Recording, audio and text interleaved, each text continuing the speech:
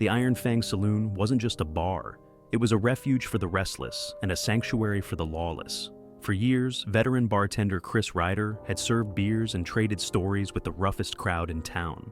The local biker gang, the Black Reapers, had claimed the place as their unofficial clubhouse, and Chris had learned to stay out of their business. But on a quiet Thursday night, when most of the regulars had gone home, Chris overheard a conversation that would seal his fate.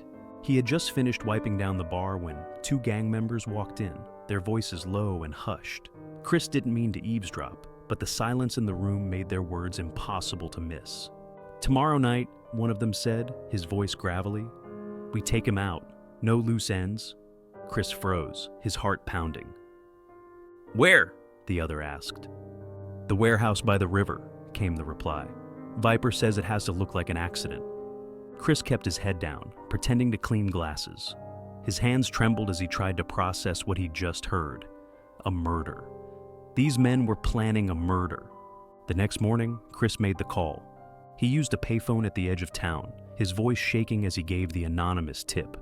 "There's a hit planned at the Old River Warehouse, tonight. Please, just check it out." He hung up quickly, glancing over his shoulder to make sure no one was watching. Chris knew the risk he was taking. The Black Reapers didn't tolerate betrayal, and if they found out he had talked, they wouldn't hesitate to make an example out of him. But he couldn't stay silent. That night, Chris worked his shift at the saloon, nerves frayed. The Reapers came in as usual, laughing and drinking, oblivious to the storm brewing. Hours later, the news broke. A police raid at the warehouse had interrupted the planned hit. Several gang members had been arrested. Chris tried to hide his relief, but the tension in the air was palpable. "What the hell happened?" one of the Reapers growled, slamming his beer down. "Someone tipped off the cops," another muttered, his eyes scanning the room. "We've got a rat." Chris kept his expression neutral, but inside, panic clawed at him. The following days were a nightmare. The Reapers were on edge, their suspicions spreading like wildfire. Chris noticed their glances lingering on him a little too long, their conversations halting whenever he walked by. He started sleeping with a knife under his pillow, every creak in his old house sending him into a panic. Despite his precautions, paranoia crept in. Was that biker following him home? Was the shadow outside his window just a tree? And Chris couldn't shake the feeling that it was only a matter of time before they found out the truth. The attack came in the dead of night. Chris woke to the sound of shattering glass.